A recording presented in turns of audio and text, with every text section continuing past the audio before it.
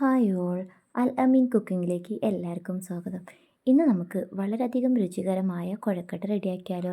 ഹെൽത്തിയായ കുഴക്കട്ട വളരെയധികം ടേസ്റ്റിൽ നമുക്ക് തയ്യാറാക്കിയെടുക്കാം.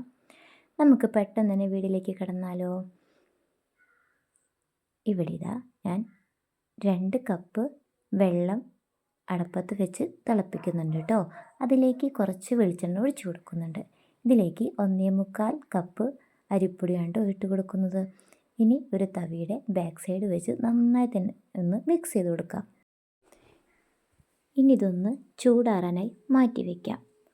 ആ സമയം കൊണ്ട് നമുക്ക് അടുപ്പത്തൊരു പാനിൽ കുറച്ച് വെള്ളം ഒഴിച്ച് ശർക്കര ഒന്ന് പാനിയാക്കി എടുക്കാം.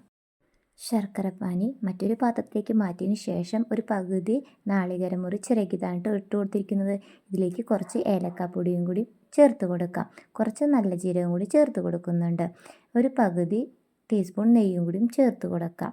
1 ടീസ്പൂൺ തന്നെ പഞ്ചസാരയും കൂടിയും ചേർത്ത് കൊടുക്കാം. പഞ്ചസാരയും കൂടിയും ചേർത്ത് കൊടുക്കുമ്പോൾ വളരെയധികം രുചികരമായ ഒരു മിക്സ് തന്നെയാണ് കേട്ടോ നമുക്ക് കിട്ടുക. ഇവിടെ ഇതാ അരിപ്പൊടി നന്നായി ചൂടാറിയതിന് ശേഷം ഇതൊന്ന് കുഴച്ചെടുക്കാം. ഇനി ഇതിലേക്ക് 1 ടീസ്പൂൺ ഗോതമ്പ് പൊടി ചേർത്ത് കൊടുക്കാം. വളരെയധികം രുചിയിലുള്ള കുഴക്കട്ടയാണ് കേട്ടോ നമുക്ക് ലഭിക്കുക. ഇതുപോലെ 1 ടീസ്പൂൺ ഗോതമ്പ് പൊടി ചേർത്ത് കുഴയ്ക്കുകയാണെങ്കിൽ വളരെയധികം രുചികരമായ കുഴക്കട്ട നമുക്ക് കിട്ടുന്നതായിരിക്കും. ഇനി ഇതിൽ നിന്നും ഓരോ ഉരുളയെടുത്ത് നമുക്ക് ഇതുപോലെ ഒന്ന് ഷേപ്പാക്കി കൊടുക്കാം. ഇനി ഇതിലേക്ക് ഫില്ലിങ്സ് കുറച്ചായി ഇട്ട് കൊടുക്കാം. നാളികേരത്തിൻ്റെ മിക്സ് ഒന്ന് ഉരുളകളാക്കി വെച്ച് കൊടുത്താൽ മതി കേട്ടോ. അപ്പോൾ തന്നെ നമുക്ക് നല്ലൊരു ഷേപ്പിൽ കിട്ടുന്നതായിരിക്കും.